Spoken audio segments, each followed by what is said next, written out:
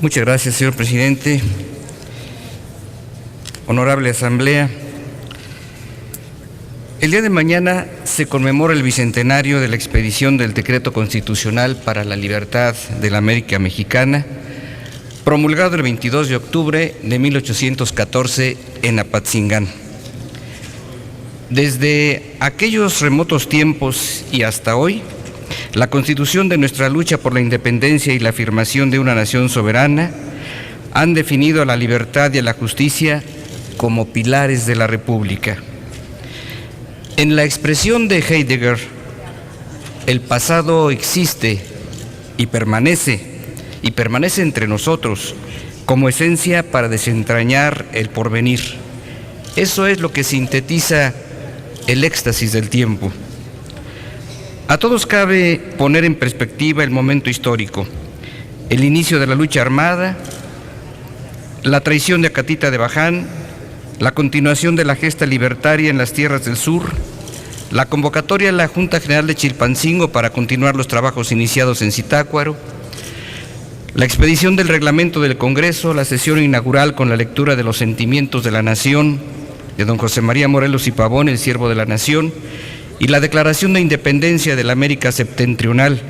con la que culminó ese año de 1813. En la amalgama de recurrir al extremo de ofrendar la vida por la libertad de un nuevo pueblo, del naciente pueblo mexicano, y de dar sustento y causas a las ideas y a los ideales de una nación en un documento constitutivo para que en los territorios de la gesta por la libertad el poder se ejerciera a través de la ley, en la Constitución de Apatzingán, aun sin que hubiese llegado a tener vigencia plena en un México en vías de independizarse, se logró delinear en perspectiva la imagen objetivo de una sociedad, una nación y un Estado modernos, como los que gradualmente, y no sin muchos contratiempos y dificultades, habría luego de alcanzarse. Y es que tras la confección de ese ordenamiento constitucional, subyacían no solo los anhelos de emancipación, de progreso y de justicia de los mexicanos de ese tiempo, sino también sus luchas emprendidas para concretarlas. En el sustrato estaban, por supuesto, las ideas libertarias de los derechos del hombre y del ciudadano, de la Revolución Francesa y de las subsecuentes constituciones revolucionarias de Francia, permeados por el pensamiento de los enciclopedistas, de Voltaire, de Montesquieu y de Rousseau, de pensadores y hombres de acción del mundo anglosajón como Hume, Locke, Burke y Bentham, así como de Jefferson en este lado del océano y en su profunda huella en la Constitución de los Estados Unidos de Norteamérica de 1787. Y sin duda muchos de los principios de la Constitución de Cádiz, en especial lo referente al catolicismo como religión de Estado y lo relativo a la elección de las diversas autoridades vigentes al menos por algunos años en España y en sus colonias, la Nueva España entre estas, si bien no plenamente observada en tierras americanas. De esa vastedad, riqueza y diversidad de ideas y de pensamientos, habrían de abrevar entonces bajo la égida de Morelos no solo los artífices del decreto constitucional, sino también todos aquellos que les acompañaron en los avatares de un gobierno itinerante y acosado en todos los años previos y posteriores a la expedición de ese decreto. Un decreto que no surge de la nada, sino que fue precedido de una serie de concatenaciones de hechos sumamente significativos bajo el concepto de una total independencia de la corona española para buscar el arribo pleno a la soberanía mexicana. Es por ello que deseamos dejar constancia hoy en nuestro pleno y en el diario de los debates de nuestra gratitud a los constituyentes de 1814, a José María Lisiaga, a José Sixto Verduzco, a José María Morelos, a José Manuel de Herrera, a José María Cos, a José Sotero de la Castañeda, a Cornelio Ortiz de Zárate, a Manuel de Aldrete y Soria, a Antonio José Moctezuma, a José María Ponce de León y a Francisco Argandar.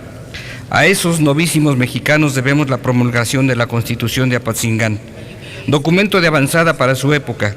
superior en algunos aspectos a sus fuentes francesa, estadounidense y española, en especial por sus postulados de justicia social en favor de la clase menos favorecidas, retomando en esencia los sentimientos de la nación que en su punto 12 sostienen, al lado de la supremacía de las leyes dictadas por el Congreso, sobre todo el hombre, la necesidad de la contribución de aquellas para moderar la opulencia y la indigencia.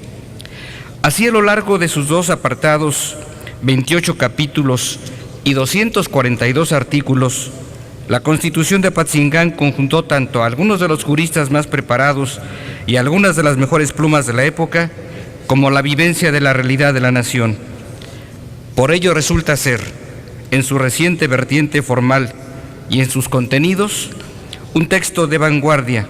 con una estructura moderna de sus partes dogmática y orgánica, y con concepciones jurídicas a la par de las constituciones de los países más adelantados en su tiempo. Déjenme solo mencionar algunos, con su permiso, señor presidente, algunos de los contenidos básicos de los principios. El pueblo como fuente originaria de soberanía que se deposita en un Congreso electo por aquel. Las facultades de dictar leyes y establecer formas de gobierno. El derecho a un debido proceso, la propuesta de inocencia y proporcionalidad en las penas, la igualdad de los ciudadanos ante la ley, el derecho del ciudadano al sufragio para la elección de sus representantes, las libertades de expresión o de imprenta. Estimada Asamblea, cercanos ya a cumplir los 100 años de la promulgación de la Constitución expedida en Querétaro, resulta esencial no perder el sentido y las raíces sólidas del constitucionalismo social mexicano. En el pensamiento de don Jesús Reyes Heroles,